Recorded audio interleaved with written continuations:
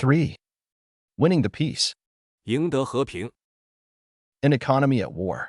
战时经济。 The Cold War propaganda myth of the post-war reforms. 冷战宣传中的战后改革神话。 If Japan's post-war economic, social, and even political system was created during the war, then what were the U.S. occupation and the post-war reforms all about? General MacArthur's occupation administration was given orders to democratize, deconcentrate, demilitarize, and liberalize Japan. To implement this goal, first the wartime laws and ordinances, such as the National General Mobilization Law, were abolished, and the control associations and other wartime organizations dissolved. The military and their bureaucracies were disbanded. The munitions ministry, at the heart of the war economy, was broken up in December 1945. So was the powerful Home Ministry, with its police apparatus, including the dreaded thought police. War criminals were brought to trial. 如果日本的战后经济、社会甚至政治体系是在战争期间创建的，那么美国的占领和战后的改革又是关于什么的呢？麦克阿瑟将军的占领行政部门被命令对日本进行民主化、去集中化、去军事化和自由化。为了实现这个目标，首先废除了战时法律和法令，如国民总动员法，并解散了控制协会和其他战时组织。军队及其官僚机构被解散。位于战争经济核心的军需部在1945年12月被打破。同样被打破的还有强大的内务部，包括其警察机构，包括令人畏惧的思想警察。战犯被送上法庭。Second, the political system was reshaped.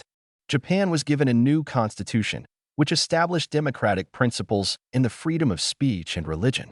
Female suffrage and free elections were introduced. Third, MacArthur's GHQ implemented three major reforms designed to dismantle the war economy system: the breakup of the zaibatsu, land reform, and labor democratization. 其次，政治体系被重塑。日本获得了新的宪法，确立了民主原则和言论宗教自由，引入了妇女选举权和自由选举。第三，麦克阿瑟的总司令部实施了3项旨在拆除战争经济体系的重大改革：解散财阀、土地改革和劳动民主化。Thanks to these high-profile reforms, it seemed that Japan made a break with the past and was about to become a free, democratic, and liberal capitalist country, partner of the United States, the leader of the free world. This, at least, is how Cold War propaganda on both sides of the Pacific presented it. 由于这些高调的改革，日本似乎与过去决裂，即将成为一个自由、民主、自由资本主义的国家，成为美国的伙伴，成为自由世界的领导者。至少，这是太平洋两岸的冷战宣传所描绘的。At first glance, it looks as if the U.S. occupation fulfilled its official goal. But when the occupation ended in April 1952, its fruits were quite different from those it had promised. Instead of dismantling the war economy system and deregulating and liberalizing the economy, the opposite had happened. The U.S. occupation succeeded in strengthening and further entrenching the fully mobilized war economy system. 乍一看，美国的占领似乎实现了其官方目标，但当占领在1952年4月结束时，其成果与其承诺的完全不同，并未拆除战争经济体系，也未对经济进行接管和自由化，反而发生了相反的情况。美国的占领成功地加强并进一步巩固了全面动员的战争经济体系。With the advent of the Cold War, some lobbyists in the United States were more interested in establishing Japan as a bulwark against communism, and hence urged that Japan's economy be strengthened as quickly as possible. 1. Japan hands. In the State Department, such as pre-war Ambassador Joseph Grew, succeeded in pushing for far milder occupation policies than were implemented in Germany. 2. Ultimately, interests in New York and Washington came to the same conclusion as the wartime economic planners did in the 1930s, that the visible hand of the government should be used to accelerate growth. 3. Already by 1947, General MacArthur's democratization policies had been seriously undermined. Although there was no official announcement, a major U-turn of the U.S. stance vis-a-vis Japan had taken place. The GHQ now actively advanced the continuation and strengthening of the successful war system of total resource mobilization. 随着冷战的到来，美国的一些说客更感兴趣的是将日本建立为反共堡垒，因此敦促尽快加强日本的经济。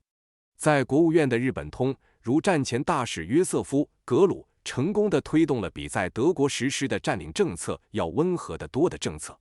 最终，纽约和华盛顿的利益与1930年代的战时经济规划者得出了相同的结论，应使用政府的有形之手来加速增长。到1947年，麦克阿瑟将军的民主化政策已经受到了严重的破坏。虽然没有官方公告，但美国对日本的立场已经发生了重大的反转。总司令部现在积极推进全资源动员的成功战争体系的延续和加强。 Reform by relabeling. 通过重新标签进行改革。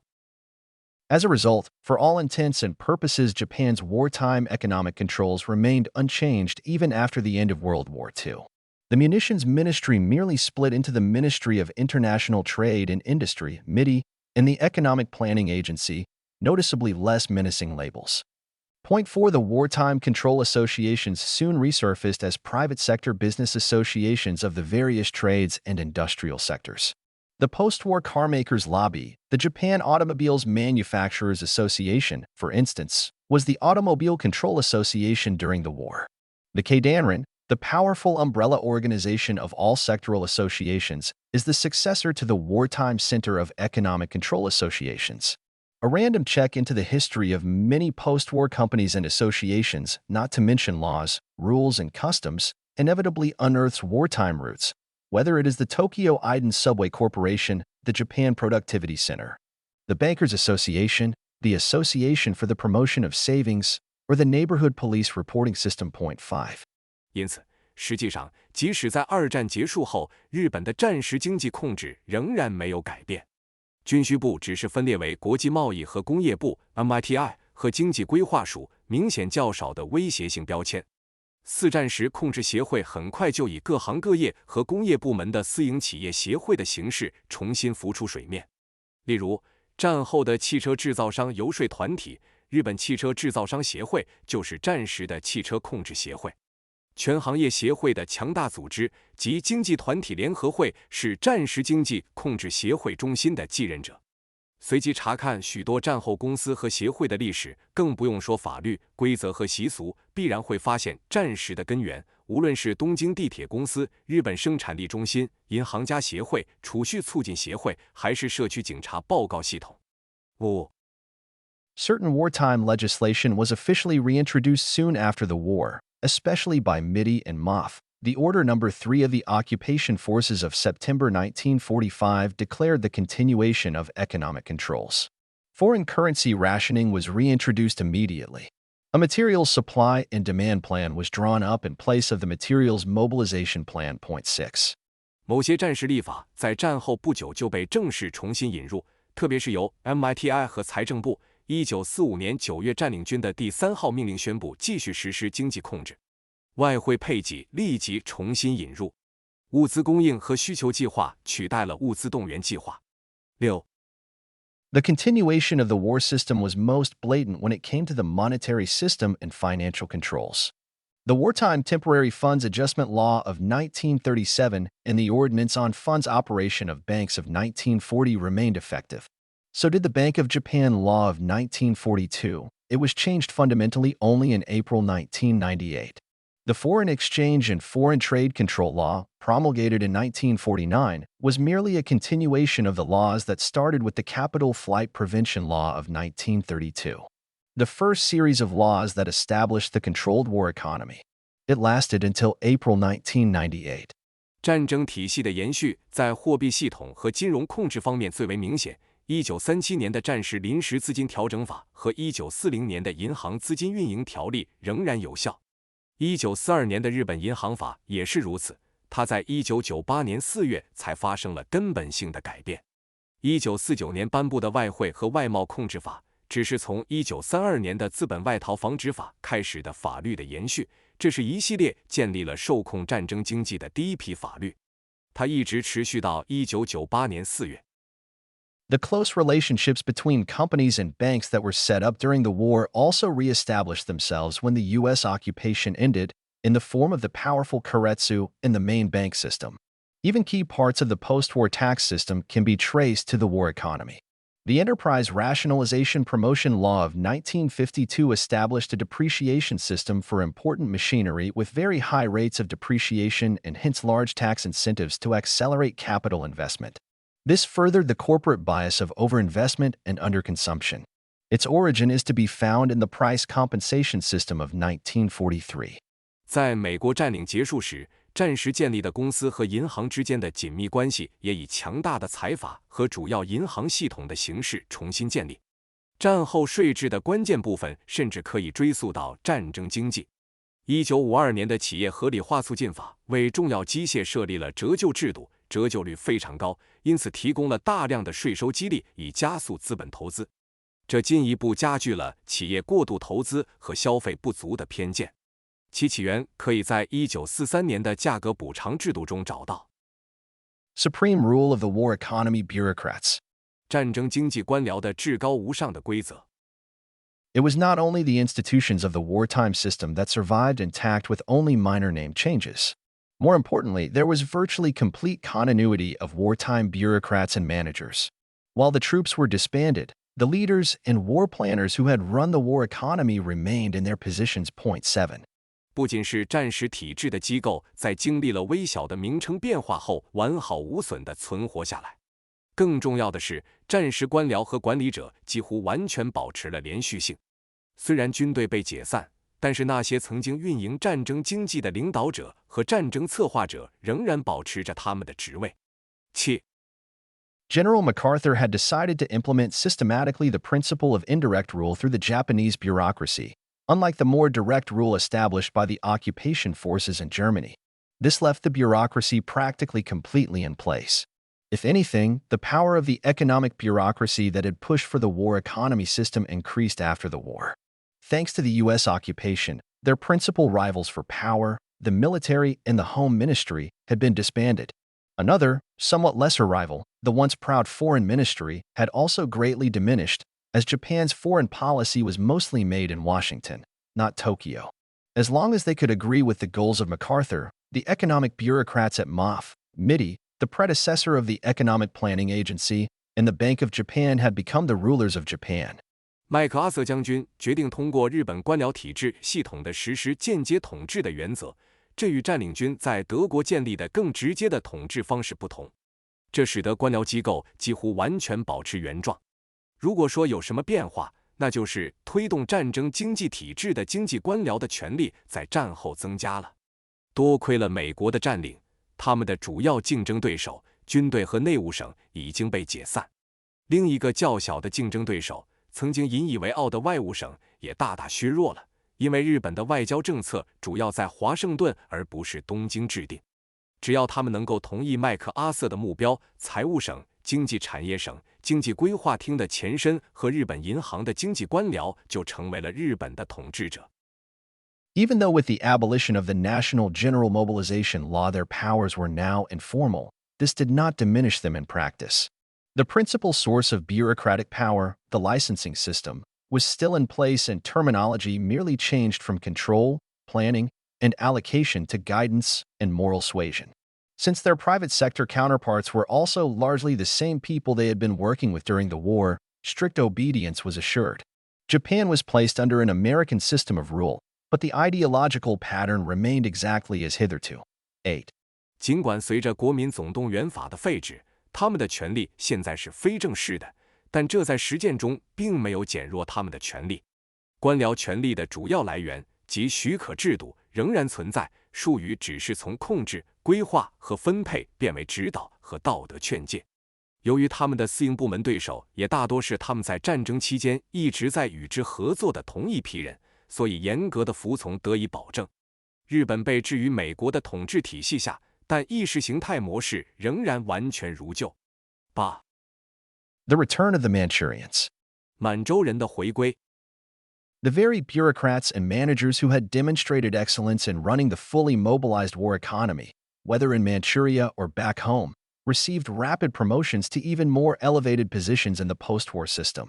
This is not surprising, since of the economic war planners, hardly any were purged by the United States' 42 Ministry of Munitions. 9 MOF bureaucrats, and basically no Bank of Japan officials. 9. And as soon as the U.S. occupation left, practically all the non-military men who had been purged were rehabilitated in order to fill the ranks that their seniority deserved.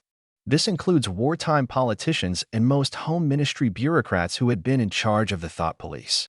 A number moved into the education ministry to take care of post-war education policy in Japan. 10. 那些在全面动员的战争经济中表现出卓越才能的官僚和管理者，无论是在满洲还是在本国，都在战后体制中得到了更高职位的快速晋升。这并不奇怪，因为在经济战争策划者中，几乎没有人被美国清洗。42名军需省官员，9名财务省官员，基本上没有日本银行的官员。美国占领军一离开，几乎所有被清洗的非军事人员都被恢复了他们应得的职位，这包括战时政治家和大部分曾负责思想警察的内务省官僚。一些人转到教育部，负责日本的战后教育政策。The wartime planners did not just move back to modest positions in the public arena. The suspected Class A war criminals took center stage in the 1960s and early 1970s in positions as high as Japan's prime ministership. 11. The most important post-war economic and political leaders came from the elite group of wartime bureaucrats, the Manchurians. 战时策划者并没有只是回到公共领域的谦逊职位，在1960年代和1970年代初，被怀疑为甲级战犯的人在日本首相等高级职位上占据了中心舞台。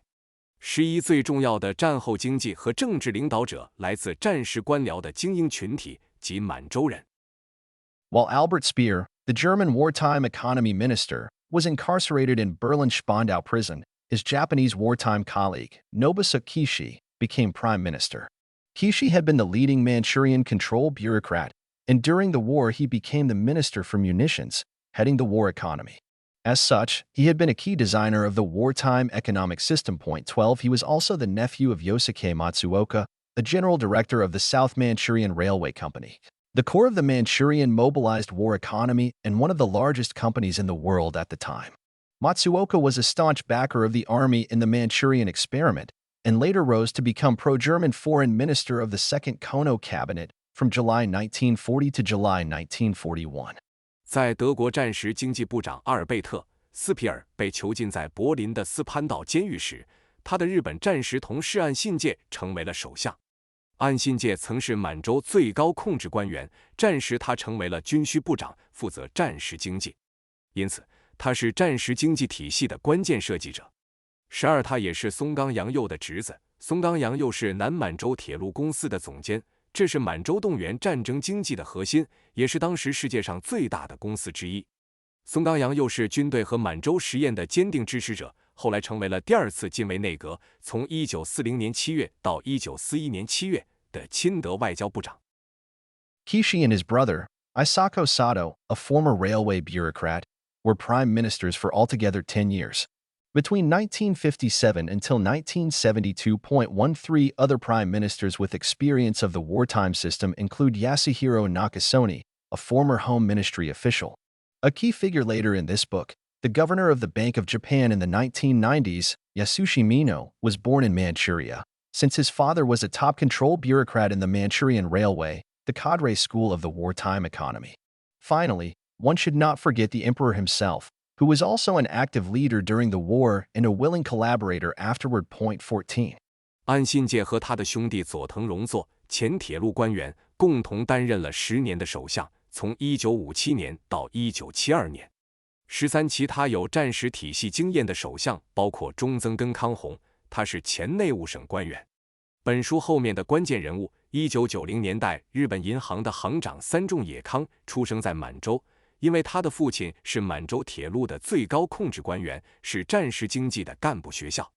最后，不应忘记皇帝本人，他在战争期间也是一位积极的领导者，战后也是一位愿意合作的人。14 Among the 11 major automobile manufacturers of post-war Japan, only Honda is a true post-war creation. Toyota, Nissan, and Isuzu were key producers of trucks for the military.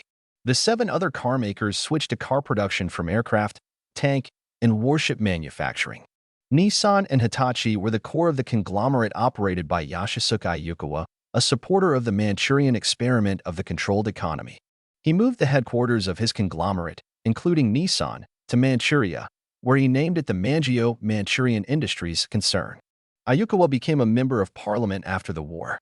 在战后日本的11家主要汽车制造商中，只有本田是真正的战后创造。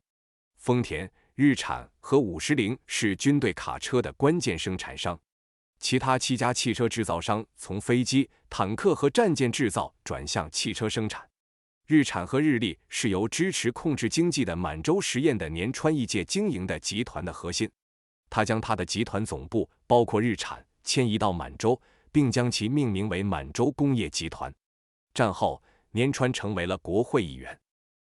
Even the post-war media scene is the result of wartime concentration legacy. The Nikkei and the Sankei Shimbun are basically the result of wartime mergers, as are many other firms.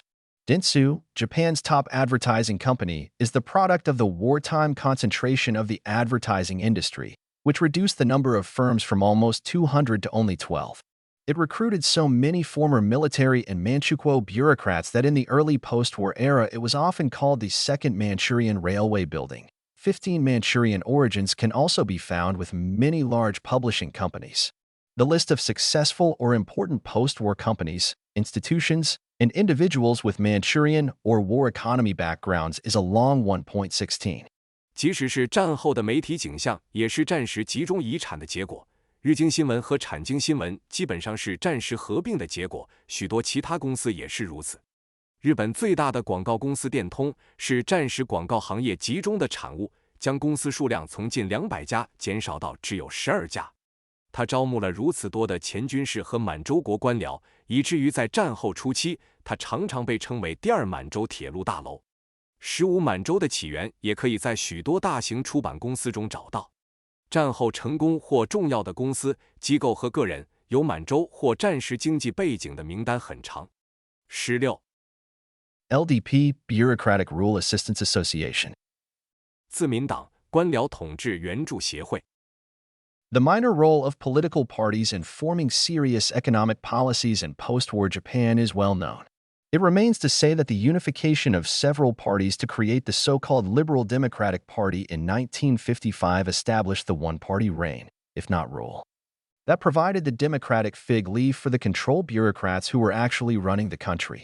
The so-called 1955 system closely resembled the one-party Imperial Rule Assistance Association system of the war era. 17 The minor and clever improvement was that an opposition was allowed to provide an outlet for dissenters and to show the world that Japan was, really, a democracy. 18 For 40 years, until 1993, all governments were constituted solely by the LDP.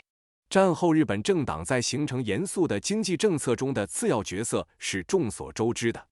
值得一提的是，1955年几个党派的统一创建了所谓的自由民主党，建立了一党统治。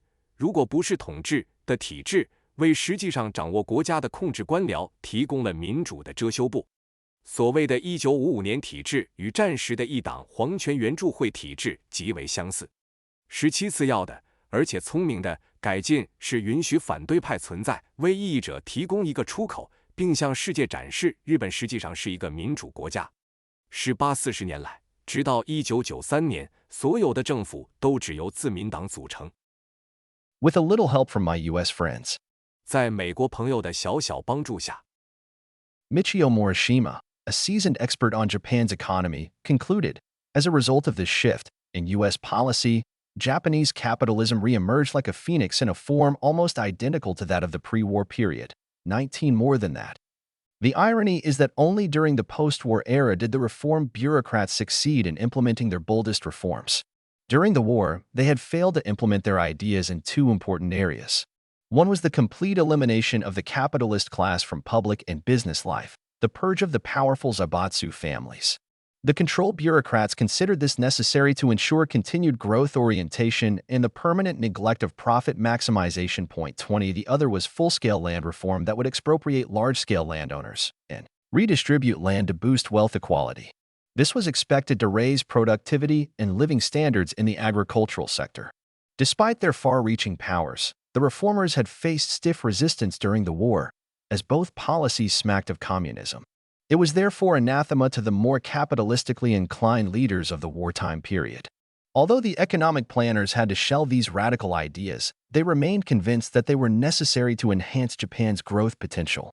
日本经济的资深专家森岛道夫总结说，由于这种美国政策的转变，日本资本主义像凤凰一样复苏，其形势几乎与战前时期完全相同。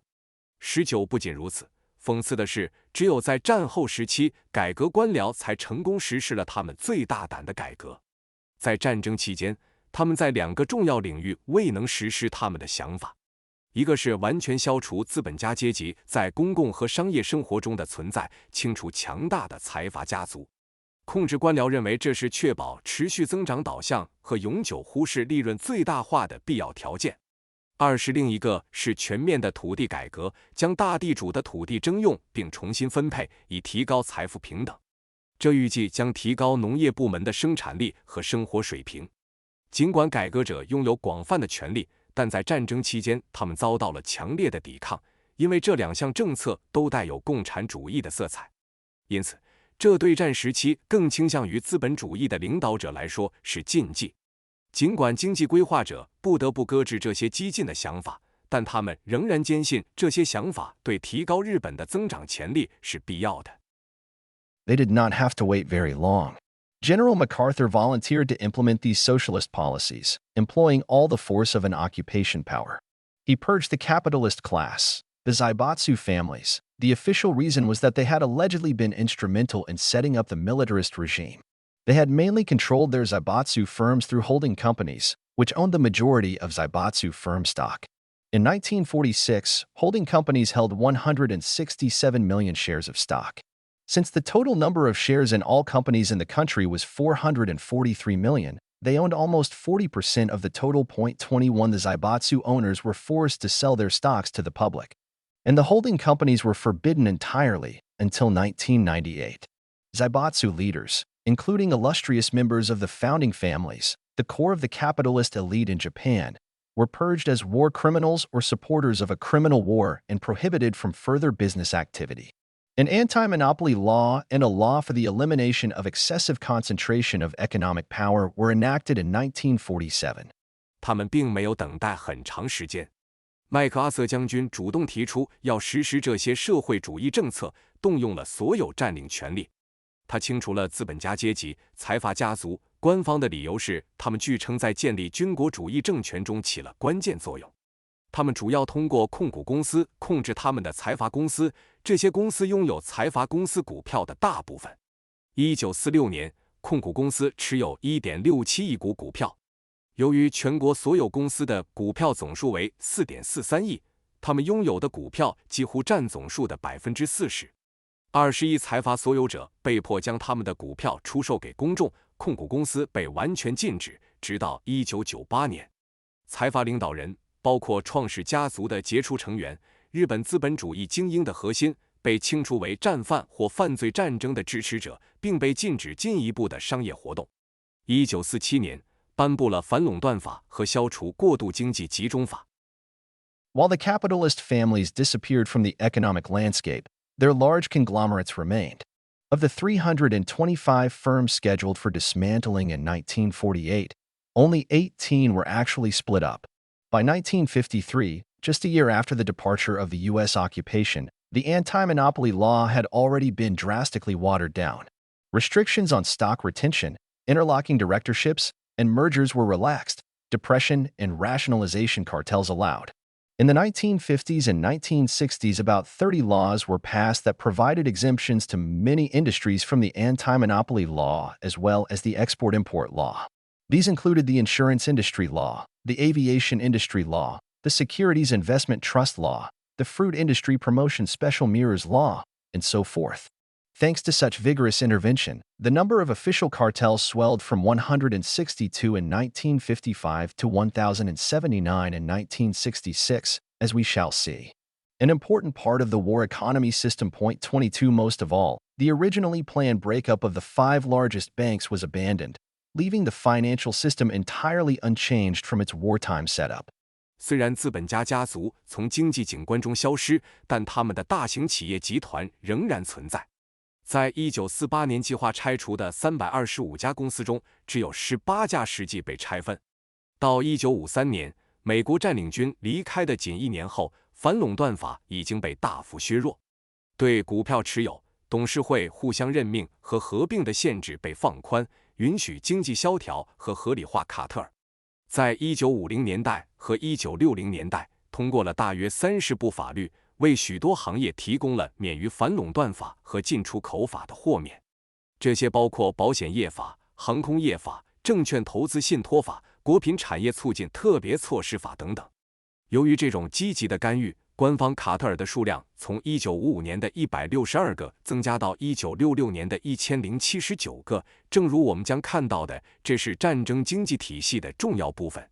22最重要的是，原计划拆分的5大银行的计划被放弃，金融系统完全保持了战时的设置。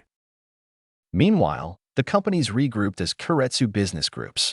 While they were not held together by centralized holding companies, the companies simply tied themselves together by issuing more shares and swapping them, that is, by rapidly expanding the cross-shareholdings.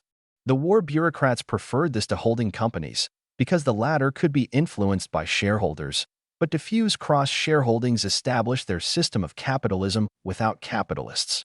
Thanks to MacArthur's anti-zaibatsu reform, Japan's corporate giants had been rendered even more independent from shareholder influence and unaccountable to outsiders.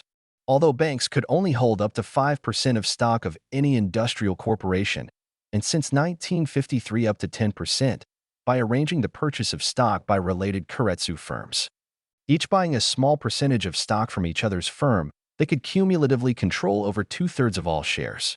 The resulting bank-centered business groups were identical to the pre-war conglomerates, only they were now controlled by managers, not the capitalist shareholders. And in this managerial capitalism, it was only the banks and ultimately the bureaucrats who had the say and could allocate resources as they saw fit. 与此同时，公司重新组成了系列企业集团。虽然他们并没有由中央控股公司维系在一起，但公司们通过发行更多的股票并交换它们，也就是通过迅速扩大交叉持股，将自己紧密联系在一起。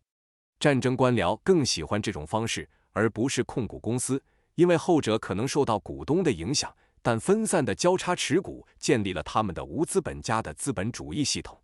多亏了麦克阿瑟的反财阀改革，日本的企业巨头变得更加独立，不受股东影响，对外界不负责任。尽管银行只能持有任何工业公司股票的 5%， 自1953年起最多可持有 10%， 但通过安排系列企业购买股票，每家公司都从其他公司购买一小部分股票，他们可以累积控制超过2/3的所有股票。由此产生的以银行为中心的商业集团与战前的大型企业集团完全相同，只不过现在是由经理人而不是资本家股东控制。在这种经理人资本主义中，只有银行和最终的官僚有发言权，可以按照他们认为合适的方式分配资源。Expropriation of capitalists. 对资本家的征用。The U.S. occupation also helped the wartime bureaucrats in implementing another one of their key goals. During the war, they had made attempts at sweeping land reforms. Politically unable to expropriate the large-scale owners during the war, the bureaucrats had instead opted for rendering them de facto irrelevant, just like the shareholders. By having a government agency buy rice at a high price directly from the farmer while paying landowners low rents for their land, they had severed the tie between tenant and owner and, crucially, between owner and land. Like shareholders, landowners had become receivers of a fixed income without actual say over their property. However, a full-blown reallocation of land ownership had remained impossible during the war. 美国的占领也帮助战时官僚实现了他们的另一个关键目标。在战争期间，他们曾试图进行大规模的土地改革。由于在战争期间政治上无法剥夺大规模土地所有者的权利，官僚们选择让他们事实上变得无关紧要，就像股东一样。通过让政府机构直接从农民手中以高价购买稻米，同时向土地所有者支付低租金，他们切断了租户与所有者之间，关键的是所有者与土地之间的联系。就像股东一样，土地所有者变成了没有实际控制权的固定收入的接收者。然而，战争期间土地所有权的全面重新分配是不可能的。The U.S. occupation did the job for them by reallocating land ownership to the tenant farmers. The post-war land reform almost completely wiped out the pre-1945 landlord class. This reallocation of land property went so smoothly only because the preparation had already taken place during the war. As a result, a major step towards social equality was achieved. The U.S. occupation initially pushed for the democratization of the labor market, introducing new labor legislation and a nationwide labor union movement. Accordingly, the share of unionized labor rose from 0 in 1945 to almost 60% in 1949. The increasingly powerful communist influence over this movement, with the background of the Cold War, convinced the U.S. occupation to change course. In July 1948, it restricted the right to form trade-based unions and abolished the right of civil servants to engage in strikes. From then on, the wartime company labor unions, the industrial patriotic associations, were revived and mushroomed all over the country. After this, all the other wartime labor practices, from lifetime employment to bonus payments, were reinforced. This ensured that real strikes declined sharply because workers would only hurt their firm and hence themselves. The health insurance system introduced during the war essentially laid the foundation for the post-war Japanese social security system.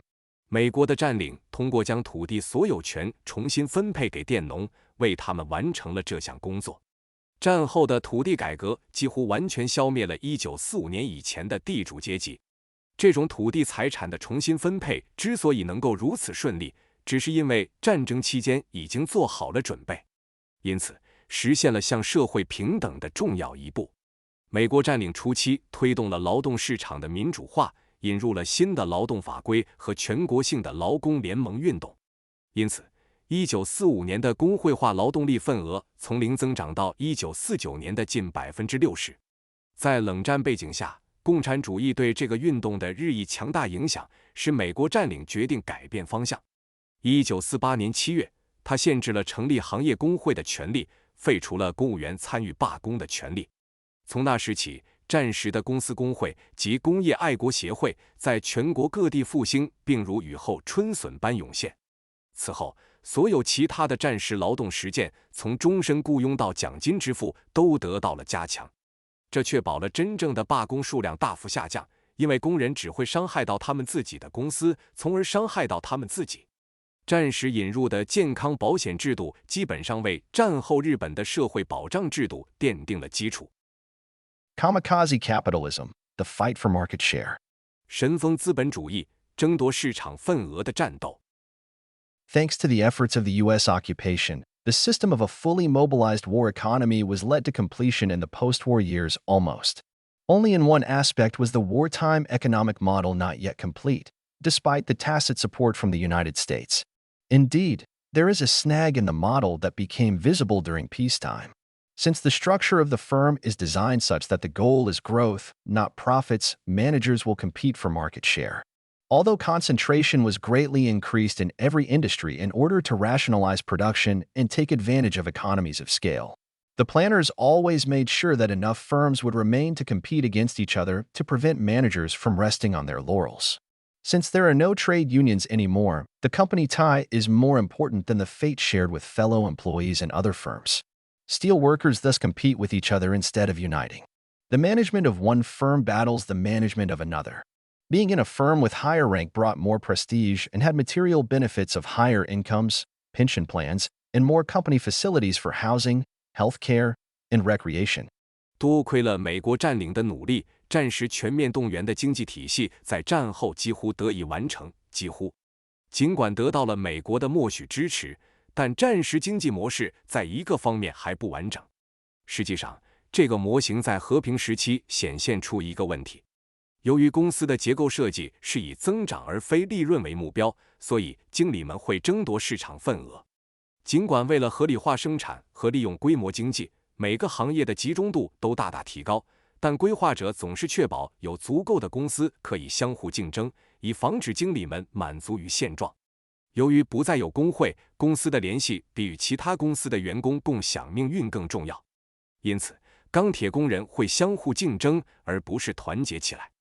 一个公司的管理层会与另一个公司的管理层进行竞争，在排名较高的公司工作会带来更多的声望，并有更高的收入、更好的养老计划和更多的公司设施，如住房、医疗和娱乐设施。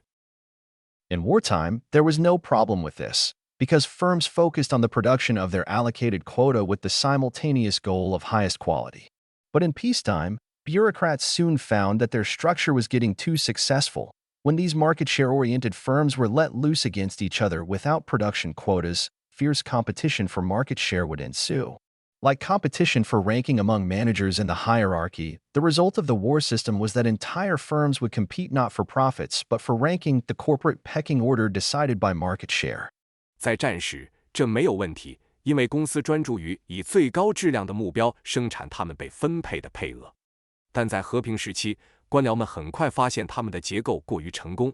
当这些以市场份额为导向的公司在没有生产配额的情况下相互竞争时，会引发激烈的市场份额竞争。就像经理在等级制度中争夺排名一样，战争体系的结果是整个公司不是为了利润，而是为了排名，由市场份额决定的公司等级。Since market share was the goal, firms would competitively lower prices. Cutthroat competition and a dumping war would ensue until no firm was making any profits. In U.S.-style capitalism, the profit motive is the goal. Market shares are only a means to the ultimate end of higher profits. When competing against another firm, the profit motive would limit competition. As margins of both competitors approach zero, firms would stop lowering prices. They would be satisfied with profits and would be happy to coexist with each other. Not Japan's corporate warriors. Since the whole corporate structure was not aimed at profit maximization, low profitability, even losses, failed to stop the combatants from continuing their ruthless battle. 由于市场份额是目标，公司会竞相降低价格，激烈的竞争和倾销战会持续到没有公司能够盈利。在美式资本主义中，利润动机是目标，市场份额只是实现更高利润的手段。与另一家公司竞争时，利润动机会限制竞争。当两个竞争者的利润空间接近零时，公司会停止降低价格。他们会满足于利润，并乐于与对方共存。但日本的企业战士并非如此。由于整个公司结构并未以最大化利润为目标，低利润甚至亏损并未阻止他们继续无情的战斗。War model too successful for its own good. 战争模型过于成功，反而成为自身的困扰。This was the inevitable result of an institutional setup where competition takes place between parallel groups of the same kind as the enemy. Is so similar. Point 23. It is also a major strength of the collectivist ranking competition on which the war economy is based. Society is divided into homogeneous groups, all ranked. And competition exists between those in the same category for ranking. Point 24. The pursuit of maximum growth has serious industrial and macroeconomic consequences, notes an observer. Of the phenomenon. Point 25. The war-mobilized model was so successful in inducing growth and market share expansion that firms would not stop. This phenomenon was soon recognized by the bureaucracy and called excess competition, Kato Kyoso, competition beyond what is necessary and good for the firms. Firms would go deeply into the red and even borrow to subsidize their output. It was a war of one management against another. Profits were no consideration. Firms would fight until bankruptcy to gain market share. There was no truce. The war system produced economic war until one side was destroyed. 这是一个制度设置的必然结果，其中的竞争发生在同类的并行群体之间，因为敌人太过相似。23，这也是战争经济基础上的集体主义排名竞争的主要优势。社会被划分为同质的群体，所有群体都被排名，并且同一类别中的群体之间存在竞争。24，对最大增长的追求有严重的工业和宏观经济后果。一位现象观察者指出，25战争动员模型在刺激增长和市场份额扩张方面如此成功，以至于公司不会停止。这种现象很快被官僚机构认识到，并称之为过度竞争、过当竞争、超出公司所需和有益的竞争。公司会深陷赤字，甚至借款来补贴他们的产出。这是一场管理层之间的战争，利润并不是考虑的因素。公司会一直战斗到破产，以获得市场份额。没有休战。战争系统产生了经济战争，直到一方被摧毁。During the post-war era, however, firms were not given predetermined production quotas. Left to their own devices, the structure would produce many bankruptcies, higher unemployment, and excessively high concentration in each sector. Once the bureaucrats had identified the problem, a solution could be worked out. The solution was the creation of explicit or implicit cartels, usually administered by the trade associations, the former wartime control associations. A ranking of firms was established, and the guidance of the industry association ensured that firms would by and large leave the ranking unaltered. All the firms continued to compete, but just enough to keep the rankings intact. 然而，在战后时期，公司并未获得预定的生产配额。如果任由他们自行其事，这种结构将产生许多破产、更高的失业率以及每个行业过度的集中度。一旦官僚们识别出了问题，就可以找出解决方案。解决方案是创建明示或暗示的卡特尔，通常由行业协会、前战时控制协会管理。建立了公司的排名，并且行业协会的指导确保公司大体上不会改变排名，所有公司继续竞争，但只是足够保持排名不变。Cartels were necessary. 卡特尔是必要的。To many observers, cartels may appear to be a bad thing.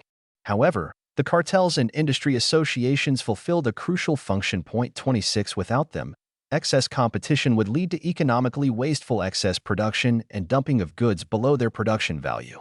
At the same time, the cartels and industry associations served the purpose of implementing the bureaucratic guidance. The problem was that the anti-monopoly law had rendered cartels and agreements illegal in many sectors, such as construction. If they had been made public, they would also have drawn criticism from abroad. Thus, the bureaucrats tacitly tolerated illegal collusion to fix prices and market shares, the so-called dango, such as in the construction and public works sectors. Given Japan's economic system, they served the public interest, for collusion was aimed not at profits, but at maintaining market share rankings, while firms continued to compete for price and quality. 对许多观察者来说，卡特尔可能看起来是一件坏事。然而，卡特尔和行业协会发挥了关键的作用。26没有他们，过度竞争将导致经济上浪费的过度生产和低于生产价值的商品倾销。同时，卡特尔和行业协会实现了官僚指导的目的。问题在于，反垄断法在许多行业，如建筑行业，使卡特尔和协议成为非法。如果他们被公之于众，也会引来国外的批评。因此，官僚们默许非法勾结以固定价格和市场份额，所谓的固定价格，如在建筑和公共工程行业。鉴于日本的经济体系，他们服务于公众利益，因为勾结的目标不是利润，而是维持市场份额排名，同时公司继续竞争价格和质量。Despite the cartels and industry associations, however, the competition between firms remained so fierce that excessive competition was the biggest weakness of the mobilized economy setup. Until the 1990s, it seemed to be the problem that Japanese firms produced too much, invested too much, competed too much, and grew too much. 27. 然而，尽管有卡特尔和行业协会，但公司之间的竞争仍然如此激烈，以至于过度竞争是动员经济设置的最大弱点。直到1990年代，日本公司生产过多、投资过多、竞争过多、增长过多，似乎都是问题。27. The mobilized post-war economy. 动员化的战后经济。The militarization embraced people's daily lives. Western-style trousers had replaced the kimono during the war, and ration food and consumption had standardized consumption patterns. The thought that consumption was bad and savings good had been hammered deeply into the psyche. What previously was an agricultural and traditional craftsman's workforce had now concentrated in big cities and was employed in factories. They put on industrial overalls and learned the life of bondage to the factory whistle. 28. All this thanks to the war. 军事化深入人们的日常生活，西式裤子在战争期间取代了和服，配给制的食物和消费使消费模式标准化。消费是坏事，储蓄是好事的观念深深地烙印在人们的心灵中。原本是农业和传统工匠的劳动力，现在集中在大城市，被工厂雇佣。他们穿上工业工作服，学会了听从工厂汽笛的生活。28，这一切都要归功于战争。The wartime shift of labor to the heavy manufacturing sector and the shift of production capacity away from light industry, especially textiles, which dominated the pre-war economy, laid the foundations for the rapid industrialization of heavy and chemical industries in the post-war era. 29 The increase of technical schools from less than a dozen in the early 1930s to more than 400 in 1945 was due to the science and engineering requirements of the military, which exempted these fields from military service. By the end of the war, the number of engineering students had tripled compared with a decade earlier. 30 Quality control had been a major concern of the military, which rigorously enforced norms and standards set by the Industrial Standardization Law of 1940. 战时劳动力向重工业部门的转移，以及生产能力从主导战前经济的轻工业，特别是纺织业，向其他领域的转移，为战后重工业和化工业的快速工业化奠定了基础。29技术学校的数量从1930年代初的不到10所增加到1945年的400多所，这是由于军队对科学和工程的需求，这些领域免除了兵役。到战争结束时，工程学生的数量比10年前增加了2倍。30质量控制一直是军队的主要关注点，他们严格执行1940年工业标准化法设定的规范和标准。The relationships forged during the war between banks and companies, large firms and their small suppliers, and bureaucrats and the industry associations provided the framework for post-war success. In the 1960s, more than 40% of the parts suppliers to Toyota had begun this relationship as wartime subcontractors. 31. 战争期间，银行与公司、大公司与其小供应商、官僚与行业协会之间建立的关系，为战后的成功提供了框架。在1960年代，供应给丰田的零部件供应商中有超过40%的人是在战时开始这种关系的分包商。31. War technology was transferred to manufacturing consumer goods. Engineers and workers trained in this technology put their knowledge to making consumer goods. There are cases of machine gun factories switching to sewing machine production. Optical weapons factories became exporters of cameras and binoculars. Suppliers of military hardware, such as tanks, trucks, planes, and ships, became the post-war shipping, automobile, and heavy industries giants. Upstart firms created and championed by the military during the war became post-war world leaders in their sector. 战争技术被转移到消费品制造上。接受过这种技术训练的工程师和工人将他们的知识用于制造消费品。有的机枪工厂转行生产缝纫机，光学武器工厂成为了相机和双筒望远镜的出口商，军事硬件供应商如坦克、卡车、飞机和船只成为了战后的航运、汽车和重工业巨头。战争期间由军队创建和支持的新兴公司在战后成为了他们所在领域的世界领导者。Exports, not bullets. 出口而非子弹。The wartime ideology of the firm as family, fostered by the industrial patriotic associations, was carried over unaltered to the post-war era. 32 Lives remained regimented, with company exercises in the morning, military boot camps for new company employees, and army-style discipline and obedience to superiors. The ultimate goal of a soldier had also been transferred to the post-war corporate warriors, loyalty unto death, as documented by the stunning phenomenon of karoshi, death from overwork. 33. 公司作为家庭的战时思想，由工业爱国协会培养，未经改变地延续到了战后时期。32生活仍然受到严格的规定，早晨有公司的锻炼，新公司员工有军事训练营，以及军队式的纪律和对上级的服从。士兵的最终目标也被转移到了战后的企业战士，忠诚至死，这一点由过劳死 karoshi 这一令人震惊的现象所证明。33. Consumers and households were encouraged to withhold their purchasing power by saving, while firms were given funds to invest in the priority sectors. Their products had to be sold. In the early post-war years, the expansion of domestic demand was important for growth, based on enfranchised farmers and workers. 34 By the early 1960s, it became apparent that, given the high domestic savings, the markets had to be overseas. So instead of munitions, the priority industries were now export-oriented manufacturers. 消费者和家庭被鼓励通过储蓄来限制他们的购买力，而公司则被给予资金在优先领域进行投资。他们的产品必须被销售出去。在战后初期，基于被赋予权力的农民和工人，扩大国内需求对于增长非常重要。34到了1960年代初，鉴于国内储蓄率高，市场必须在海外，所以优先产业现在是面向出口的制造商，而不是军火。Managers were the commanding officers, workers, and salarymen the corporate soldiers. The bureaucracies of MOF, MIDI, and the Bank of Japan were the economic general staff. All fought the total economic war against the world. 经理们是指挥官，工人和上班族是公司的士兵。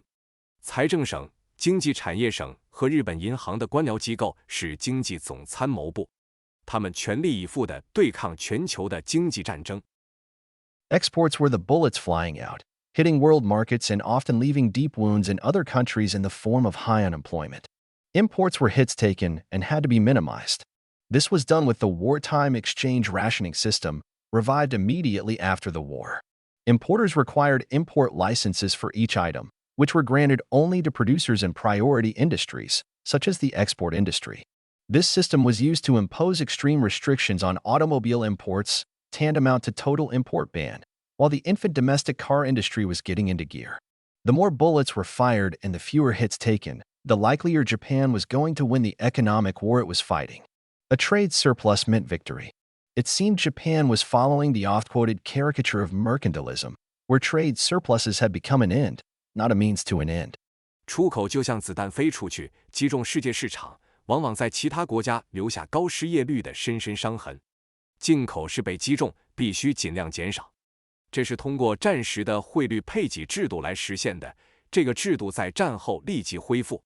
进口商需要为每一项商品获得进口许可，这些许可只授予优先产业的生产商，如出口行业。这个系统被用来对汽车进口施加极端的限制，相当于全面禁止进口。同时，国内的初级汽车工业正在启动。发射的子弹越多，被击中的次数越少，日本赢得经济战争的可能性就越大。贸易顺差意味着胜利。看起来，日本正在遵循经常被引用的重商主义的讽刺话，其中贸易顺差已经成为目标，而不是达到目标的手段。But the world was unprotected. 但世界是无防备的。The result could not fail to be even more successful than the war economy. Economically speaking, weapons are wasteful production because they are consumed. The same factories now produced similarly high value-added export goods, which now, however, earned foreign currency. The money could then be used to import other production factors, such as raw materials, or for reinvestment.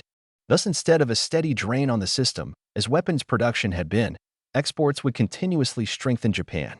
The only limit would be the willingness of the world to put up with a country that was still at war with the world in economic terms, closed to imports and hence piling up trade surpluses as if they were war loot. 结果无疑会比战时经济更成功。从经济角度来说，武器是浪费生产，因为它们会被消耗。现在，同样的工厂生产了同样高附加值的出口商品，但现在这些商品却能赚取外汇。这笔钱可以用来进口其他生产要素，如原材料，或者用于再投资。因此，与武器生产一样，出口会不断地加强日本，而不是对系统的持续消耗。唯一的限制将是世界是否愿意容忍一个在经济上仍然与世界为敌的国家对进口关闭，因此像战利品一样堆积贸易顺差。While domestically the bureaucrats and industry association leaders ensured that companies would be protected against the kamikaze-like market share expansion behavior, the rest of the world was not so lucky. The only place where the full thrust of Japan's totally mobilized growth-oriented economy was working unmitigated and without restraining cartels was the world market. 虽然在国内，官僚和行业协会领导人确保了公司能够抵御类似神风特工队的市场份额扩张行为，但世界其他地方并没有这么幸运。日本全力以赴的增长导向型经济在全球市场上得以无阻碍和无限制的运作，这是唯一一个没有受到限制卡特尔影响的地方。As the United States pushed the Western countries to welcome Japanese exports, the full force of Japan's war economy was unleashed onto the world. Ignoring profits and aiming at market share, Japanese exports soon dominated the steel and shipbuilding markets in the 1960s. European and U.S. firms, aiming at profitability, were soon driven out of business. The onslaught by Japanese carmakers followed. Subsidized by the underconsumption of the domestic population, they began to conquer world markets. 35 Then, in the 1970s and 1980s, the entire U.S. consumer electronics industry was wiped out by Japan's militarized and mobilized exporters. As a consequence, unemployment rose in the United States and Europe. 当美国推动西方国家接纳日本的出口时，日本的战时经济权力在世界上释放。日本的出口忽视了利润，只关注市场份额，很快就在20世纪60年代的钢铁和造船市场上占据了主导地位。欧洲和美国的公司以盈利为目标，很快就被挤出了市场。接着是日本汽车制造商的猛攻，他们得到了国内消费不足的补贴，开始征服世界市场。35然后，在20世纪70年代和80年代，整个美国的消费电子产业被日本的军事化和动员化的出口商横扫，结果美国和欧洲的失业率上升。U.S. economists were often puzzled by the fact that Japanese monopolization of many markets in the world did not lead to concerted price rises to exploit monopoly profits. Analysts still failed to see its intrinsically different organizational structure and dynamics as a scale maximization machine. Profits were irrelevant for management. 美国的经济学家经常对一个事实感到困惑，那就是日本在世界许多市场的垄断并没有导致价格上涨以获取垄断利润。分析师们仍然未能看到其本质上不同的组织结构和作为规模最大化机器的动态。对于管理层来说，利润是无关紧要的。Ensuring access to world markets. 确保进入世界市场。Before Japan could make these historic inroads into world markets, however, it had to ensure that the world would be open to its products. The major clubs of the post-war industrialized world community, the GATT, now WTO, and the OECD, guaranteed open markets for all its member countries. That is why Japan had been pushing for membership since the 1950s. There was only one catch. The membership rules said that only countries with market-oriented and open economic systems could join. 然而，在日本能够在世界市场上取得这些历史性的突破之前，它必须确保世界对其产品开放。战后工业化世界社区的主要俱乐部 GATT 现在的 WTO 和 OECD 为所有会员国保证了开放的市场。这就是为什么日本自20世纪50年代以来一直在推动加入的原因。只有一个问题，会员规则规定，只有市场导向和开放经济体系的国家才能加入。This provision was aimed at protecting the members from countries that might dump their products while keeping their own markets closed, countries just like Japan. European countries argued that Japan's application to join GATT should be refused until the country had deregulated its economy and opened its markets to the world. However, the Cold War was raging. Japan being America's key ally in the Pacific, the Americans put politics before economic considerations. Against the express wish of European countries, France objected particularly strongly. The United States used its dominant position to push through Japan's application. 36. 这个规定旨在保护会员国免受可能倾销产品，同时保持自己市场关闭的国家的影响，就像日本这样的国家。欧洲国家主张，除非日本放松其经济并向世界开放其市场，否则应拒绝日本加入 GATT 的申请。然而，冷战正在进行。日本是美国在太平洋的关键盟友，美国把政治放在经济考虑之前。尽管欧洲国家，特别是法国，明确反对，美国还是利用其主导地位推动了日本的申请。36. In response to GATT membership, Tokyo strengthened its tariff barriers, just in case these foreigners thought they could now export to Japan. 37. 为了应对 GATT 的会员资格，东京加强了其关税壁垒，以防这些外国人认为他们现在可以向日本出口。37. The Japanese bureaucrats realized, however, that Japan would not be allowed to maintain its exemptions forever. Moreover, they longed for an even greater prize, namely, membership in the prestigious OECD, the club of advanced countries. And it was already clear that the United States would not allow quite as many exemptions from membership rules. There was one rule that Japanese leaders knew would ultimately have to be adhered to: free flows of money and free foreign investment among member countries. 然而，日本的官僚们意识到，日本不可能永远保持其豁免权。此外，他们渴望得到更大的奖赏，即加入声望高的 OECD， 这是先进国家的俱乐部。而且已经很明显，美国不会允许有太多的豁免会员规则。有一个规则，日本领导人知道最终必须遵守：会员国之间的资金流动和外国投资自由。At the time, much of the world had fixed exchange rates with the US dollar under the Bretton Woods system until 1971. This forced other countries to accept the US dollar at given exchange rates. Japanese bureaucrats watched with horror as the United States took great advantage of the system by simply printing large amounts of dollars. The U.S. Federal Reserve had embarked on a major domestic credit expansion drive, and much of that excess money was used to buy up European corporations. 38. 当时，世界上许多国家都在布雷顿森林体系下，直到1971年与美元固定汇率，这迫使其他国家接受给定汇率的美元。日本的官僚们看着美国通过简单的印制大量美元而大大利用了这个系统，感到恐惧。美国联邦储备系统已经开始了一次重大的国内信贷扩张行动，而大部分超额的钱被用来收购欧洲公司。38. Government organized deception. 政府组织的欺骗。The war bureaucrats scrambled back to their drawing boards to find a solution. Business leaders of all industries held meetings in their various industry associations. Everyone was keen to keep the world open to Japanese exports. But all were very much afraid of an influx of foreign capital that could take over corporate Japan and change the wartime system. Foreign investment was a threat to the war bureaucrats and business leaders. Japan needed to defend itself against forced takeovers from abroad. 39. So what to do? 战争官僚们匆忙回到他们的绘图板上寻找解决方案。所有行业的商业领袖在他们各自的行业协会中举行会议。每个人都渴望让世界对日本的出口保持开放，但是他们都非常害怕外资的涌入可能会接管日本公司，改变战时体系。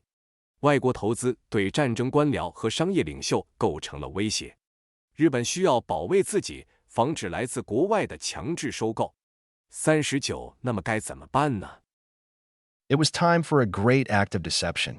What followed was, in the inconspicuous words of Mitty, a series of measures as a part of the government's effort to prepare for the liberalization of capital transactions to strengthen business and industrial structures in order to make them competitive with foreign firms. 40.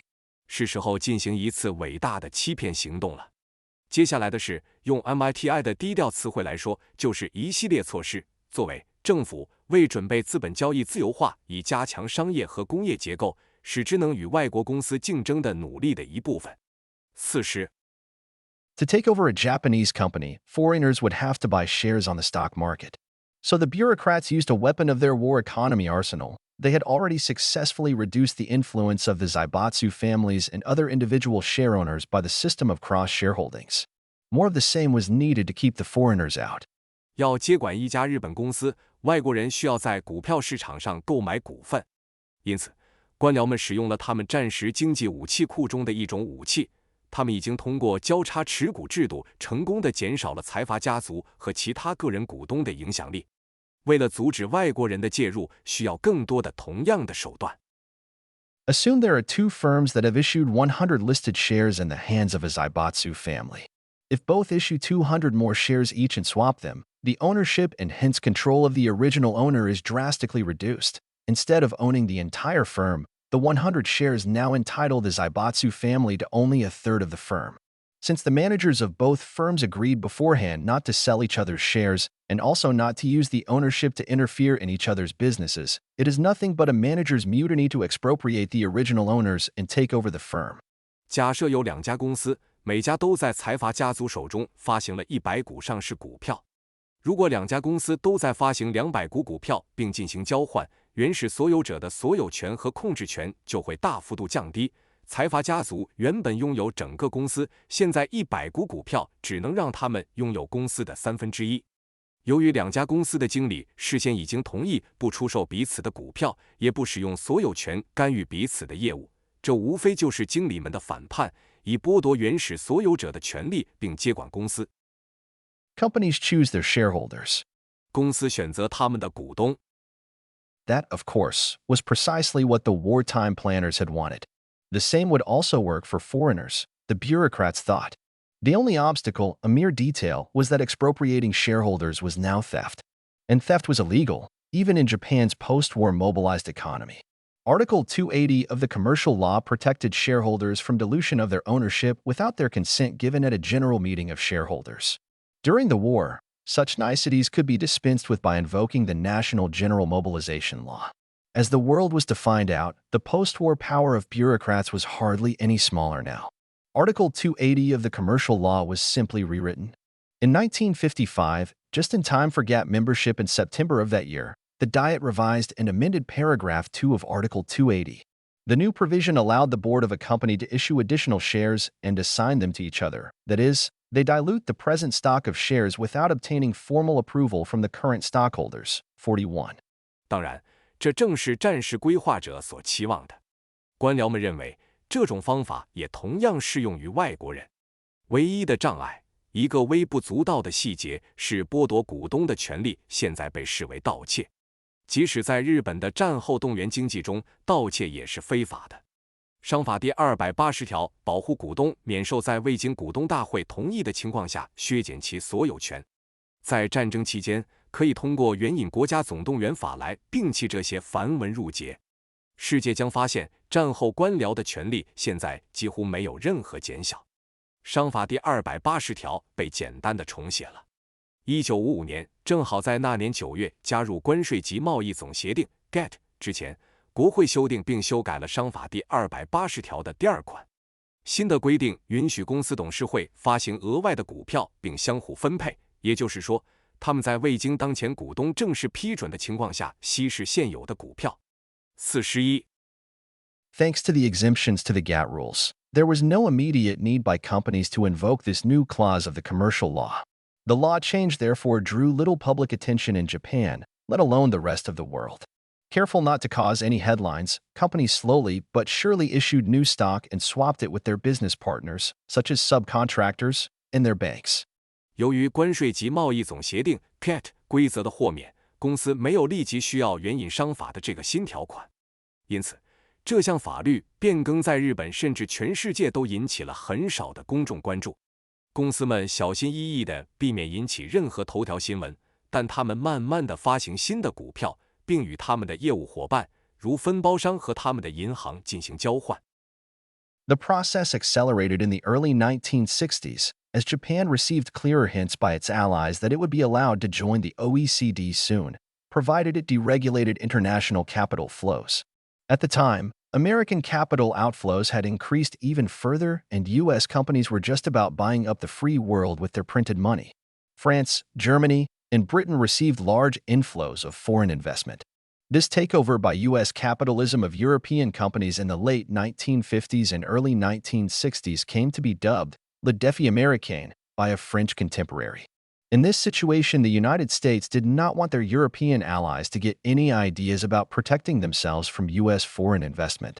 Any exemption for Japan from the capital flow clause of the OECD membership rules was therefore going to be temporary. 这个过程在1960年代初加速，当时日本从其盟友那里得到了更明确的暗示，只要他放开国际资本流动，就会很快被允许加入经济合作与发展组织 OECD。当时，美国的资本外流进一步增加，美国公司几乎用他们印制的钱买下了自由世界。法国、德国和英国接收了大量的外国投资。在1950年代末和1960年代初，美国资本主义对欧洲公司的接管被一位法国当代人称为美国的挑战。在这种情况下，美国不希望他们的欧洲盟友对美国的外国投资有任何保护自己的想法，因此，日本在经济合作与发展组织 OECD 成员规则的资本流动条款中的任何豁免都将是暂时的。Japan could no longer use any reason to impose import restrictions and invisible trade regulations for balance of payment reasons, and instead became obliged to promote liberalization of capital transactions. To borrow the words of MIDI strategist .42, Japan still succeeded in obtaining 18 exemptions to the OECD membership rules. .43 Moreover, companies stepped up their new issuance of stocks and swapped them with each other. .44 Though billed as a measure to raise capital, no new money was raised. 日本再也不能以任何理由对进口商品施加限制，或者为了支付平衡而实施无形贸易规定，反而有义务推动资本交易的自由化。这是麻省理工学院的策略家们的话。日本仍然成功地获得了18项对经济合作与发展组织会员规则的豁免权。此外，公司加大了新股发行的力度，并相互之间进行了股票交换。尽管这被宣传为筹集资本的措施，但并没有筹集到新的资金。Instead, management had built up an invincible defense against takeovers and outsiders trying to influence their policy. Now let the foreigners come. Japan was open to their investment. They would find nothing to buy. Japan Incorporated was simply not up for sale. Most shares were not traded, but held in stable interlocking relationships. Most large firms participated in the scheme, thus increasing their keiretsu ties. The degree of cross-shareholdings between firms thus increased rapidly again in the 1960s. While in 1949 about 70% of all shares were held by individual owners, by the late 1980s this had dropped to a mere 19.9% of all shares traded on the Tokyo Stock Exchange. 45 The lack of dominant individual holdings makes it harder for the dispersed individuals to assert their rights and influence management. 相反，管理层建立了对收购和外部人士试图影响其政策的无敌防御。现在让外国人来吧。日本对他们的投资开放，他们将一无所获。日本公司并未出售，大部分股份并未交易，而是保持在稳定的相互关系中。大多数大公司参与了这个计划，从而增加了他们的系列企业关系。因此，公司之间的交叉持股程度在1960年代有迅速增加。虽然在1949年，大约70%的所有股份由个人所有，但到1980年代末，这一比例已经下降到在东京证券交易所交易的所有股份的19.9%。个人持股的主导地位的缺乏，使得分散的个人更难以维护他们的权利并影响管理层。By 1966, the program to boost stable cross-shareholdings was virtually completed. To prevent the possibility of criticism from abroad, the bureaucrats and business leaders decided to modify Article 280 to give the appearance of propriety. A large number of small provisions were added that gave details of the circumstances under which management boards could issue new shares without shareholder approval. And thus it came that the world never took notice of Japan's act of deception. 到1966年，增加稳定交叉持股的计划基本上已经完成。为了防止来自国外的批评，官僚和商业领袖决定修改第280条，以给人正当的印象。增加了大量的小规定，详细说明了管理层可以在不经股东批准的情况下发行新股的情况。因此，世界从未注意到日本的欺骗行为。In the words of Paul Krugman, Japan's situation with regard to direct investment is like its situation with regard to imports, only more so. De jure, Japan is wide open. De facto, foreign firms in Japan face endless and formal obstacles. 46 in 1988, Japanese companies acquired 315 firms abroad. Foreigners, however, bought only 11 firms in Japan. 47 Even when foreigners managed to obtain large stakes, such as T. Boone Pickens, who acquired more than 30% of the shares of Koito, a parts supplier within the Toyota Keiretsu. This did not guarantee influence on management. Pickens failed to gain representation on the board of the company in which he held a controlling stake and felt forced to sell out. The extremely low amount of direct investment by the world into Japan has been an important reason why foreign firms have found it hard, if not impossible, to penetrate the Japanese market. In Japan, it was not shareholders that chose which company's shares to buy, but companies that chose their shareholders. Foreigners were not favored. 正如保罗·克鲁格曼所说，日本在直接投资方面的情况，就像他在进口方面的情况，只是更甚。法律上，日本是完全开放的，实际上，日本的外国公司面临着无尽的非正式障碍。1988年，日本公司在海外收购了315家公司。然而，外国人在日本只买了11家公司。即使外国人设法获得了大量股份，比如 T. Boone Pickens， 他收购了丰田系列企业中的零部件供应商 Kaito 的30%以上的股份，这并不能保证他对管理层有影响力。Pickens 未能在他持有控股股份的公司董事会中获得代表权，感到被迫出售。世界对日本的直接投资极低，这是外国公司发现很难，如果不是不可能进入日本市场的重要原因。在日本，选择购买哪家公司的股份不是股东，而是公司选择他们的股东。外国人并不受欢迎。Japan is perpetual war economy. 日本作为永恒的战争经济体。Thanks to this maneuver, by the early 1970s, the war economy had been more firmly established than ever since bureaucrats in the military set out to mobilize it in 1937. Japan's bureaucracy had managed to realize its wartime dream of a management entirely free from the profit-oriented interests of individual ownership. The wartime vision of managers not aiming at profits, but their own goals, had become entrenched reality. And managers' aims are advanced best when the firm grows, growth for the glory of the nation. A mobilized war economy had been established, a nation run by public and private bureaucrat soldiers in the fight for economic supremacy. 多亏了这个策略，到了1970年代初，战争经济体比自1937年官僚和军方开始动员以来更为稳固。日本的官僚机构设法实现了其战时梦想，即一个完全摆脱了以利润为导向的个人所有权利益的管理体制。经理人不以盈利为目标，而以他们自己的目标为目标的战时愿景已经深深地扎根于现实。而经理人的目标最好的推动方式就是公司的增长，为了国家的荣耀而增长。一个被动员起来的战争经济体已经建立起来，由公共和私人的官僚士兵在争夺经济霸权的战斗中运行。Perceptive observers, especially within Japan or in Europe, pointed out the important role of strong government intervention. 48 While the Cold War lasted, U.S. opinion leaders did not allow such critique to come to bear. But it was clever intervention. Bureaucrats had also learned during the war not to pick winners, but to treat worthy competitors equally. As long as companies met certain standards of rationalization, they would receive equal government assistance. Targeted competition was always used to give firms and their employees maximum incentives to work hard. When subsidies were decided for an industry, firms had to compete against each other to obtain them. Bureaucrats employed conscious organizational design to shape incentive structures toward the desired outcome. 敏锐的观察者，特别是在日本或欧洲，指出了强大政府干预的重要作用。48在冷战持续期间，美国的舆论领袖并未允许这种批评发酵，但这是巧妙的干预。官僚们在战争中也学会了不去挑选赢家，而是平等对待有价值的竞争者。只要公司达到了某些合理化的标准，他们就会得到平等的政府援助。有针对性的竞争总是用来给公司及其员工最大的激励，让他们努力工作。当为一个行业决定补贴时，公司必须相互竞争以获得它们。官僚们运用有意识的组织设计来塑造激励结构，以达到期望的结果。The emperor's new clothes. 皇帝的新装。